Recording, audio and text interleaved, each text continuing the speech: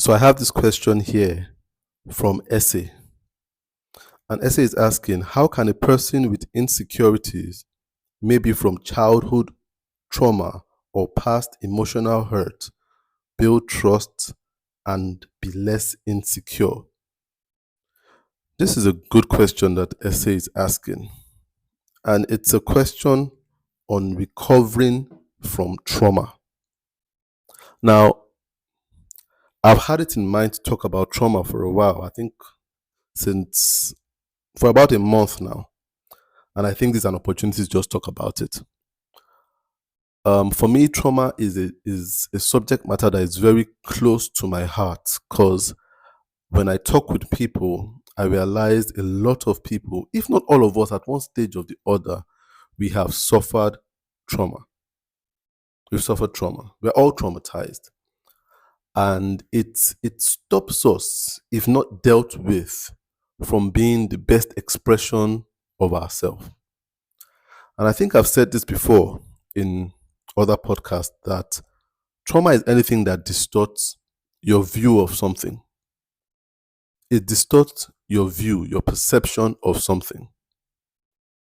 I think I like looking at trauma this way, as a photo frame with a photo in it. But then the glass that it has meant to protect the photo is broken. So a photo frame with a photo in it, but has shattered glass. It's shattered. It's not totally broken, but you can see cracks. You understand? It's cracked. So the cracks kind of obscure the view of the photo behind the glass. So just imagine it in your head right now. Imagine a gold photo frame or a silver photo frame or a wooden photo frame with a scene, a very beautiful scene behind it, a scene of an ocean, a flower, a family, whatever it is. But then imagine that there is shattered glass in front of it that obscures the view of that beautiful photo. That's what trauma is. Trauma is anything that obscures our view of life. And Essay is asking here, how do you recover from trauma? How do you recover from trauma and become a person and build trust and be less insecure? Because what trauma does is build insecurity. How do you recover? I think recovery from trauma and building trust never starts from the external. One thing we must get clear is that recovery from trauma must start from within. If anybody is trying to recover from trauma and build trust with somebody else, you must first of all build trust within you. So the healing from trauma is something that starts from within and radiates out. If you don't heal from within, you would always transfer your trauma or the effects of your trauma on everyone around you. No matter how good they are to you, if you do not heal from within, you will hurt people on the outside. You will hurt some people that you actually truly need. So trauma, the healing from trauma, doesn't start by building external trust. It's someone that is dealing with trauma and say, I need someone I can trust. No. First, you need to trust yourself. And I believe trust, first of all, starts with some level of clarity about the type of trauma you're experiencing in the first place. I think it's very important that people are aware of the type of trauma they're experiencing in the first place. And for me, studying trauma, and I wouldn't say I've done an in-depth study on trauma, but just thinking about it and being led by the Spirit, I would highlight 4 types of trauma that human beings go through. So there are 4 types of trauma that a human being can go through. And as I said, I'm not an authority on this, but I'm just speaking based on the leading and the teaching of the Spirit within me. Now, I still want you, as I answer Essay's question, to have that vision in your mind of trauma being a picture frame with a photo there, but shattered glass obscuring the photo. Now, the first type of trauma that people go through is what I call trauma by commission. Trauma by commission. And what does this mean?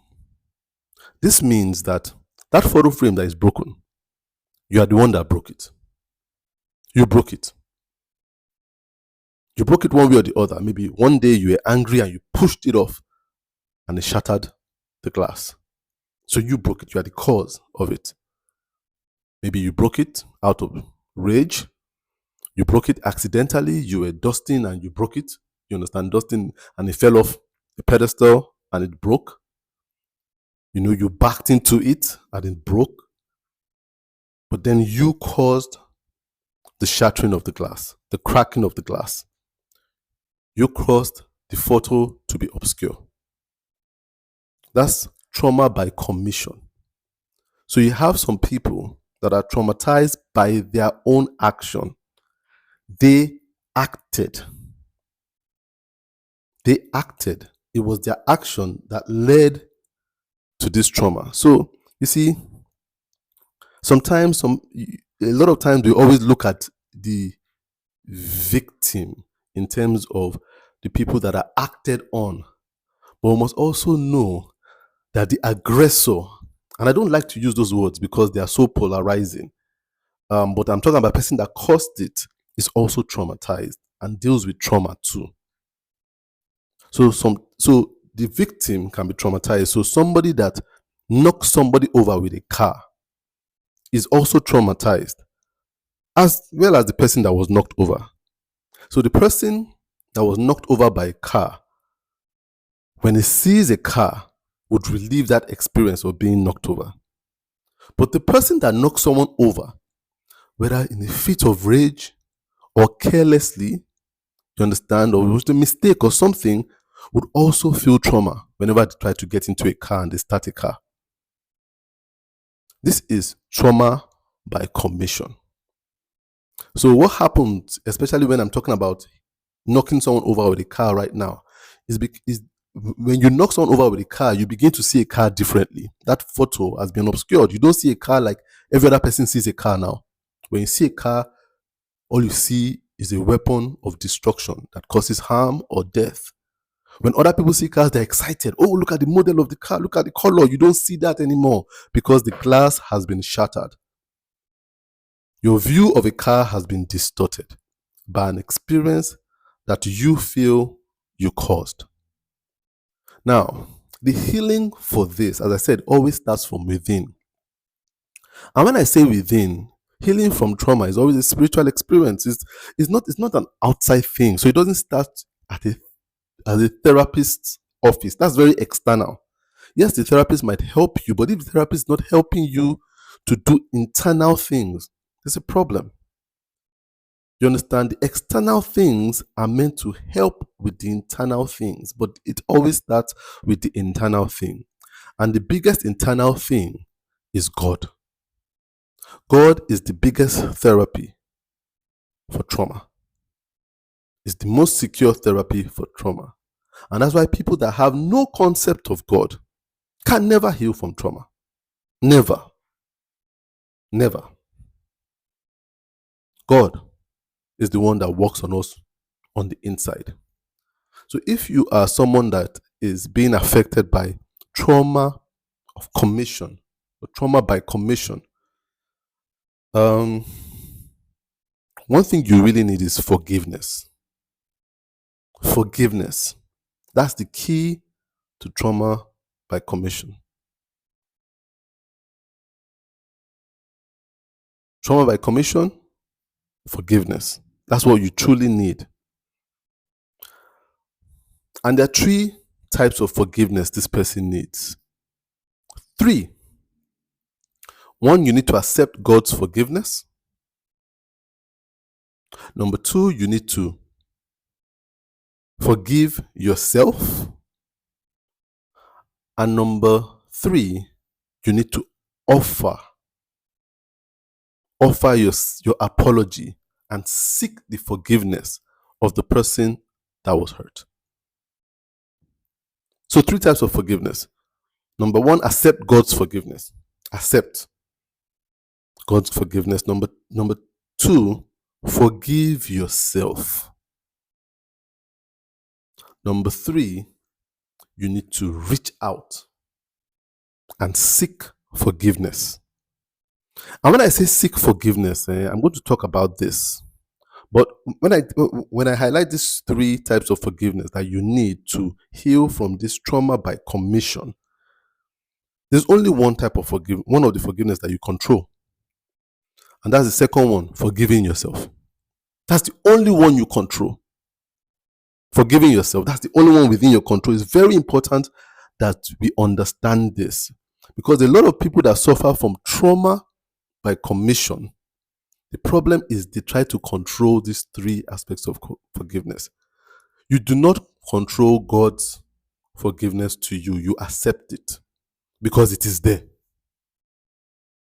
If you are someone listening to this right now, you are suffering from trauma by commission, you did something, know that God has forgiven you. God has forgiven you. Forgiveness is waiting for you to come and take it. You do not control it. You do not influence it. You accept it.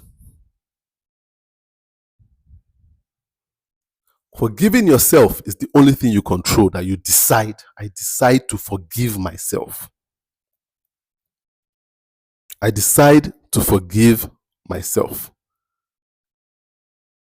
That's what you decide. You can either reject God's forgiveness or accept it. But with your own, you can decide to forgive yourself or not. With God, His mercies are new every morning, renewed towards you. Those mercies come with forgiveness, new forgiveness towards you, accepting it. But when it comes to the third one, seeking the forgiveness of those you hurt, very important. It's a very important step in healing. Do not be too ashamed.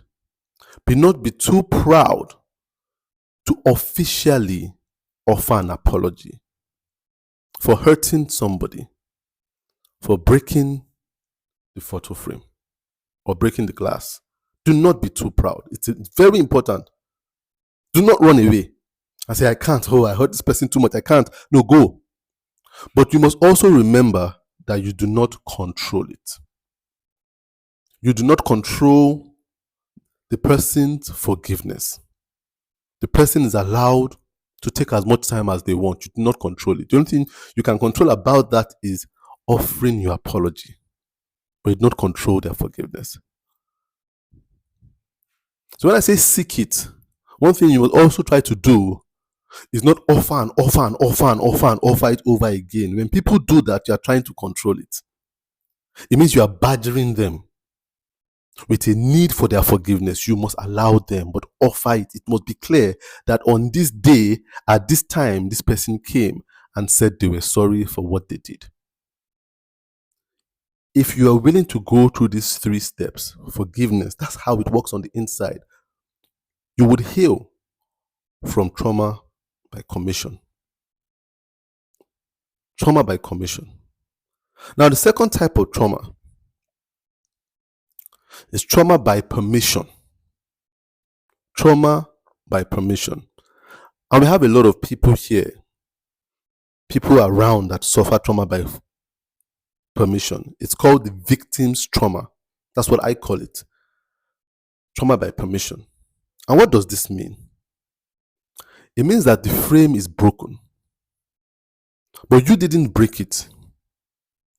But you felt like you could have acted better to stop it from breaking.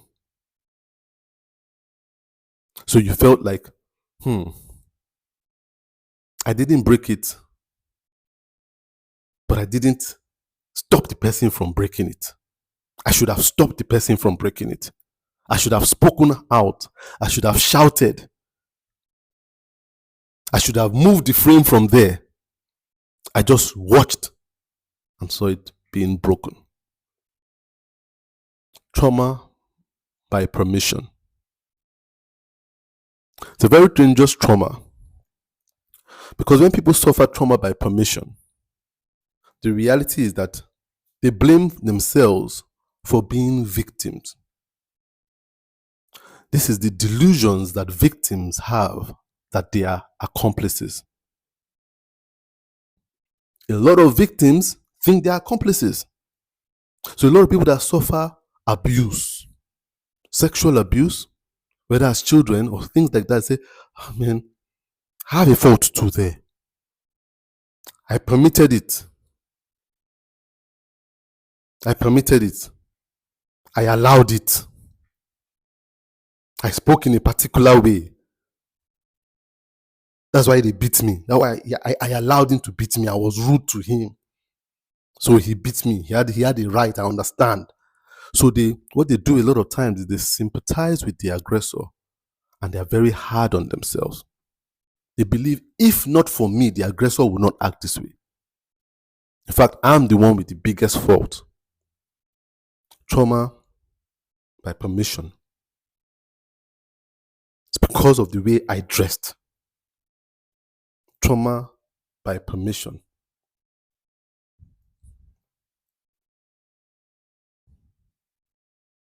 Trauma by permission. It's a very dangerous thing. A lot of people live with it. They believe they were the cause for the broken frame. And to heal from trauma by permission, one thing we need is acceptance. A lot of people, trauma by permission, what they do, they seek forgiveness, which is the wrongest thing to seek. Because a lot of times you are the victim. But you think you are an accomplice, so you seek forgiveness. Secretly, you're always telling God to forgive you. You're asking God for forgiveness every single night. God, forgive me for this thing that I did. I allowed it to happen. I'm an accomplice. In fact, I was the one that triggered it. I'm the one. Trauma by permission.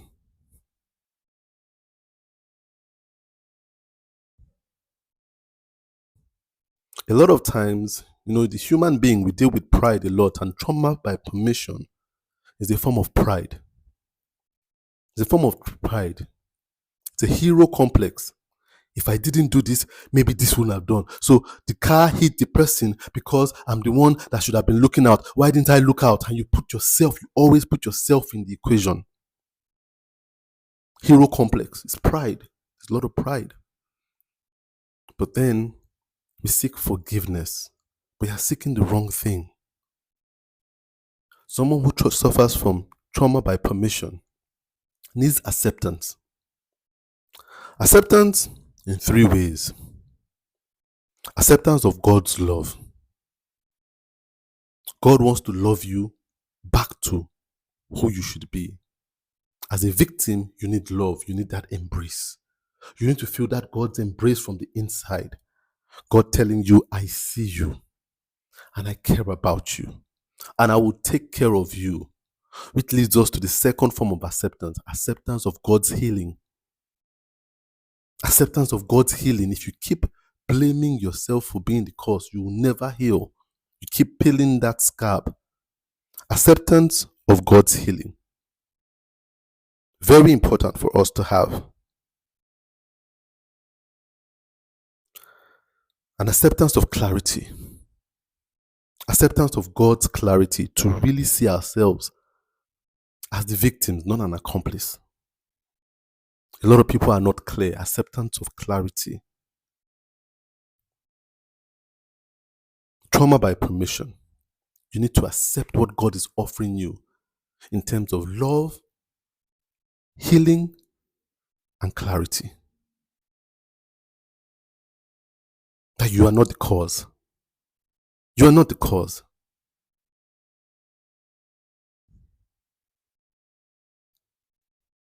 The third type of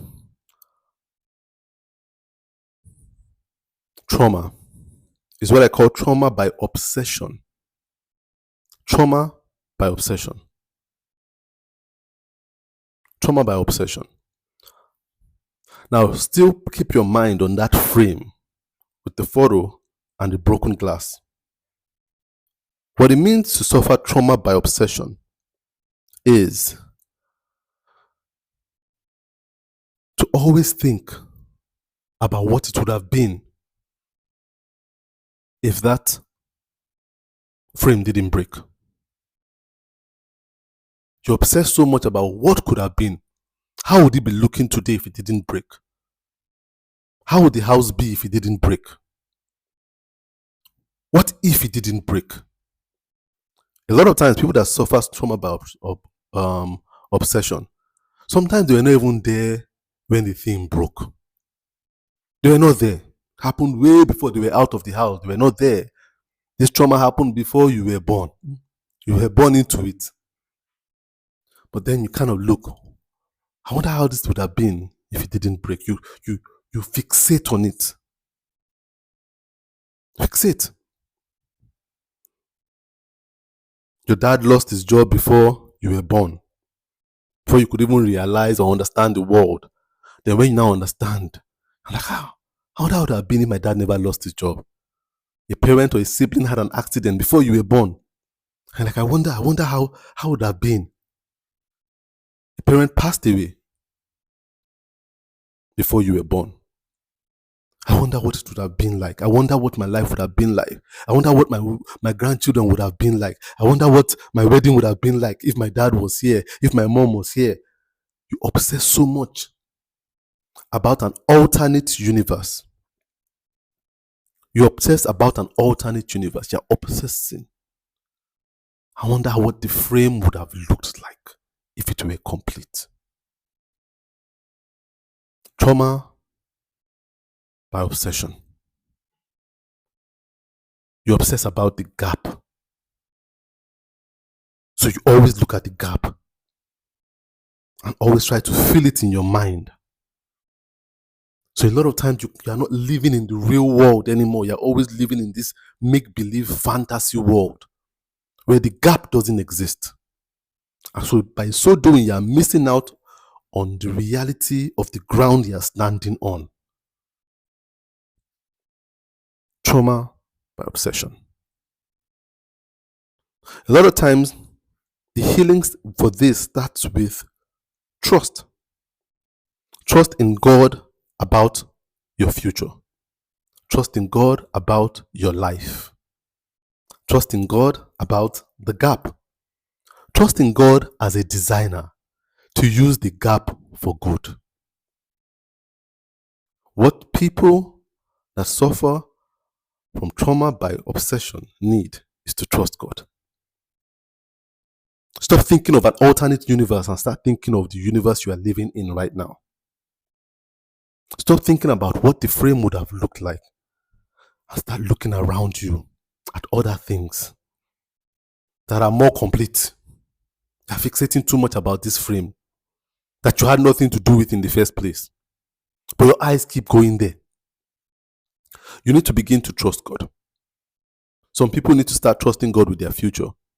Yes, you lost this person. You lost your husband, you lost your sibling, you lost your parent. Stop thinking about what life would have been. Oh, if they were here with me right now. But they aren't. What is life right now with you? Take God's hand, who is there with you right now.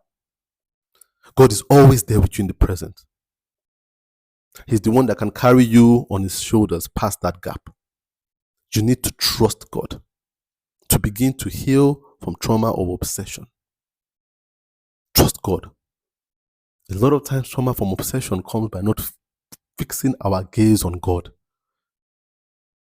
God needs to be the distraction from the gap. The distraction from the gap. So take your eyes off the frame and start looking to God. Fixate on the flower vase or the flower vase beside the frame. How beautiful it is and how much that makes the house look good.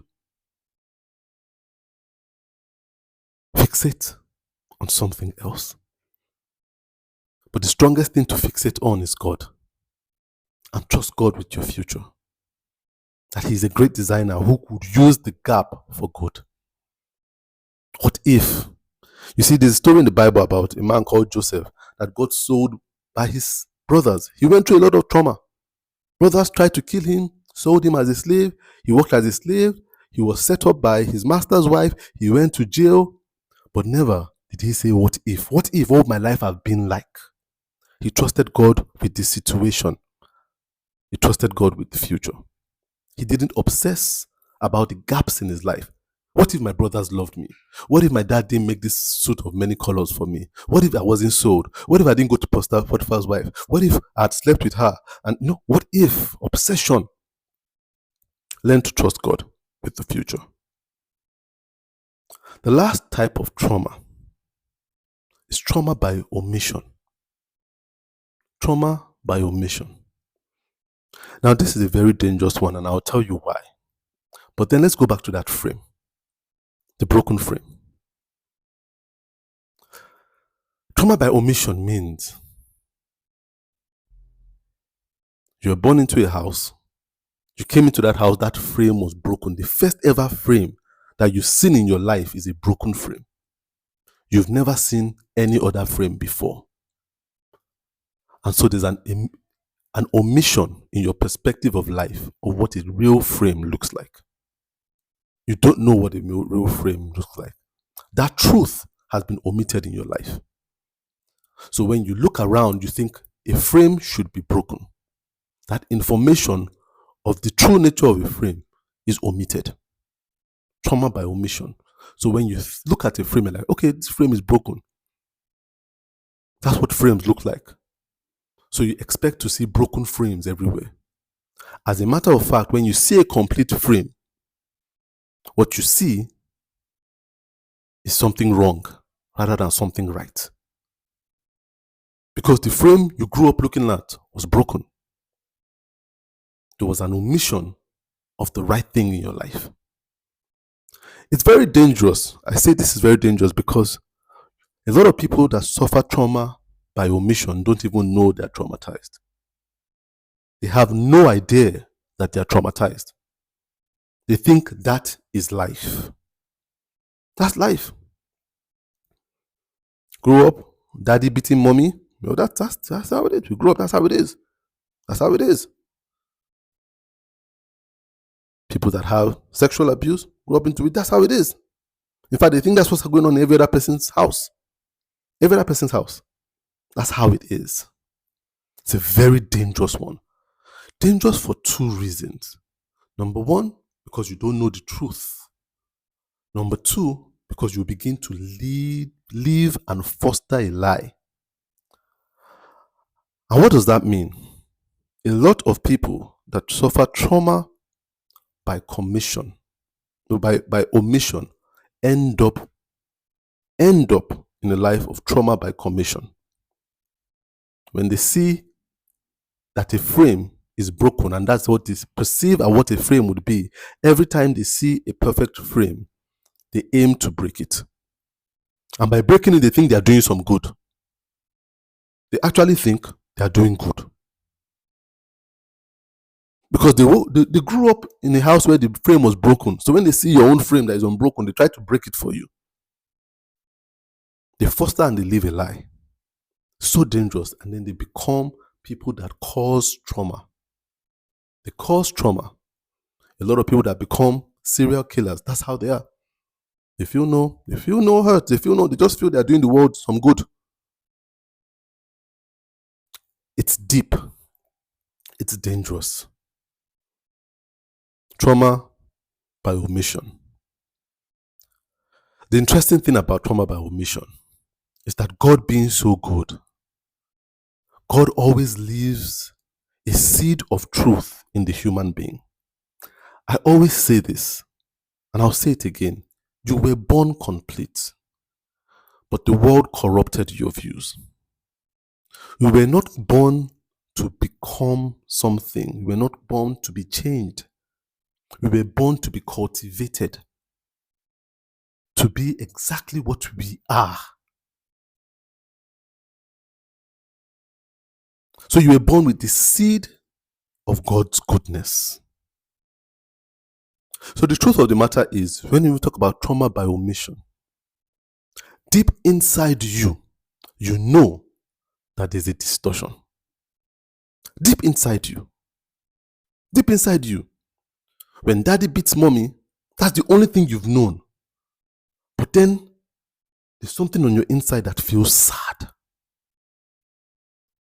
You don't know anything better, but something just tells you, this is sad. That's how good God is. Never dies. It can be buried under a lot of things, especially the older we go. But the seed of goodness is inside man. The seed of goodness. The God in man. That's why when you do anything wrong, there's something called your conscience that will prick you. Your conscience, you were born with it. Nobody trains you to have a conscience. You just have it.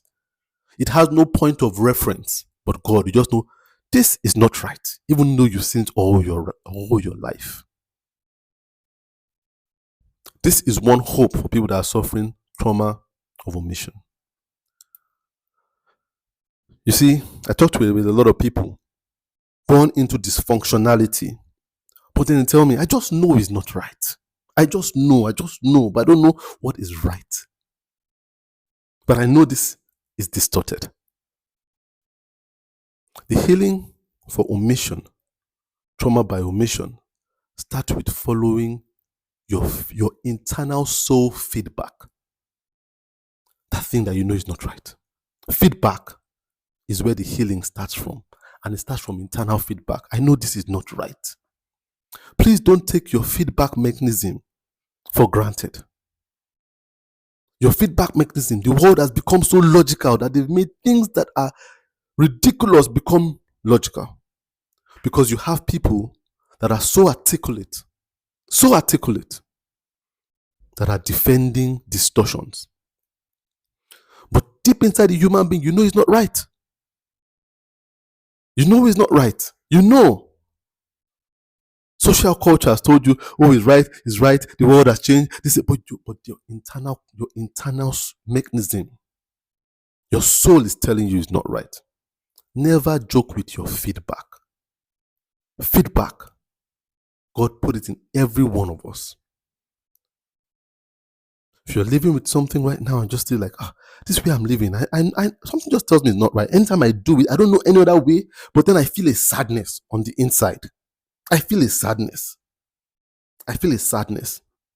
Begin to look for external help when you begin to have internal feedback that tells you this is a distortion. Begin to pray to God to lead you to external help. But it must first start with internal feedback. There are a lot of people that things have been omitted in their life. They don't know any better, but you just know this doesn't just feel right. Doesn't just feel right. That this cannot be how a photo frame should be. Even though I don't know, I have no point of reference to how it should be. There's something on my inside. A spirit of God telling me this isn't right. There's some people that are broken traditions by an instinct. We call it an instinct. I just feel we shouldn't be doing this in our family. It's not right. This marks on our body. I don't know what it means. But then my internal navigation system, my North Star on the inside is telling me it's not right. We need to stop it. Then you need to begin to seek knowledge. And then you begin to get clearer feedback. These are the 4 types of trauma that we all face, one way or the other. But there is hope. Hope is not on the outside. Hope never starts on the outside. Hope on the outside is weak hope. Hope on the inside is true hope. Trauma by commission, your hope is God's forgiveness on the inside. Forgiveness on the inside from God first. Accept it. Permission, accept God's love. Acceptance of God's love. When you accept His love, you will see His healing and then you have clarity. Obsession, accept God's hand and let Him lead your future. Trust in Him. Trust. Fixate on God. And obsession, Accept feedback from God's inkling on your soul, which we call our conscience a lot of time. Accept God's feedback. God gives you feedback and just say, reach out to this person. I have so many people that have reached out to me that have said, I want to reach out to you because you spoke on this thing, but then I don't know the truth. But when you spoke on it, I just knew that there's something up with mine. Reach out to somebody. By time by time you take your internal feedback, you start seeing cues from the world. Internal feedback of what true parenting should be like. You go out and you see a book called True Parenting, How to Parent Right. You'll see a book because you started leaning in on your internal North Star, and then you begin to see the way. I feel this is a true way of beginning to heal from trauma.